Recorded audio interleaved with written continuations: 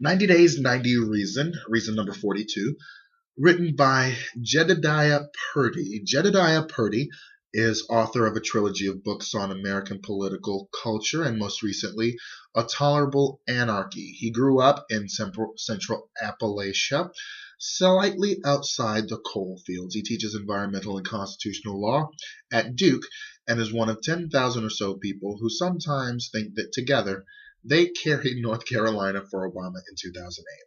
And I hope we do it in 2012 too, but it's leaning Romney. Reason number 42, President Obama has done something about mountaintop removal. The Appalachians are among the oldest mountains in the world. They are mainly gentle and green, but some of their ridges and defiles throw out sharp angles, reminders that these are the Rockies, mellowed by some 300 million years of erosion. West of the stately Blue Ridge and the gracious Shenandoah Valley, things get hairier. The Appalachian coalfields lie in the ancient Allegheny Plateau, once a seabed, then a long slope down from the high mountains toward the Ohio Valley, and now a steep, erratic, often forbidding landscape that hundreds of streams have cut to resemble a honeycomb melting and collapsing into itself. Too steep for farming, too heavily forested for scenic vistas, and too inaccessible for much of anything else, the region has lived by the wave and crash economy of timber and coal. Being a coal region has always meant dangerous work, labor conflict, and harm of the land. About 20 years ago, coal became a much more environmentally drastic position. Mining companies perfected mountaintop removal mining, dynamiting up to 400 vertical feet of mountain into rubble to get at deep veins of low sulfur coal. Once explosives have destroyed the mountain, miners move the coal with drag lines as tall as 20-story buildings, and what was once mountain becomes valley fill. Mining rubble has buried something like 1,200 miles of streams in Kentucky, West Virginia, and Tennessee.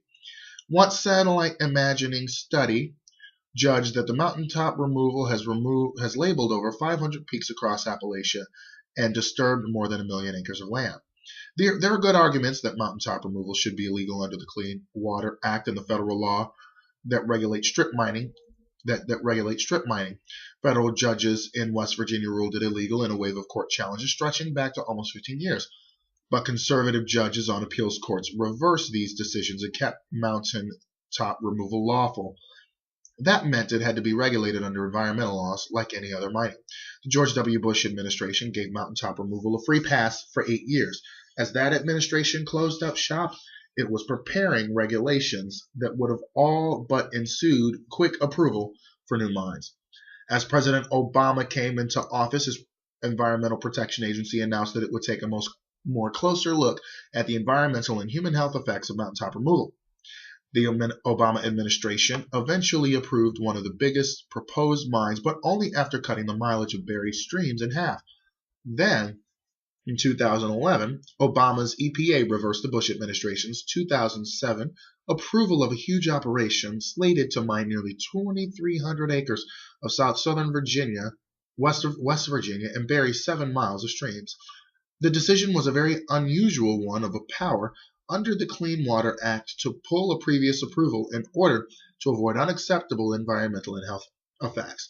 It pitted EPA against the Army Corps of Engineers, which shares oversight of mountaintop removal and had issued the 2007 approval. As the Obama administration worked its way toward this decision, evidence grew that mountain removal does all kinds of harm. The disrupted soil releases chemicals both into the air and water. Epidemiologists found increasing rates of birth defects, adult mortality, and various illnesses in areas affected by surface mining. Ecologists concluded that the harm to streams and river ecosystems was well beyond the buried streams, estimating that more than a fifth of the region's waterways were impaired. Even if mountaintop removal did not cause these harms, it still would be vandalizing an ancient, beautiful landscape for a few months' worth of coal.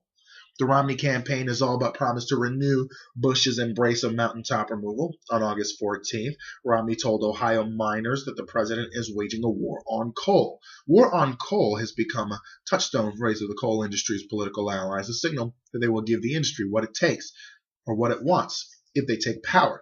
President Obama has taken the harms of mountaintop removal seriously and tried to control them. His administration has carried out its responsibility to balance its energy policy with concern for health of vulnerable people, and that of Appalachian ecosystems. Most environmentalists would like to see Congress ban mountaintop mining, but that is an agenda for a different Congress, and probably for a different decade. For now, the choice is clear.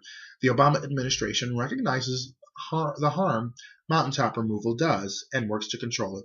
A Romney government would back the coal companies until the last profitable seam of coal is gone and write off much of Appalachia's landscape, ecosystem, and people as collateral damage.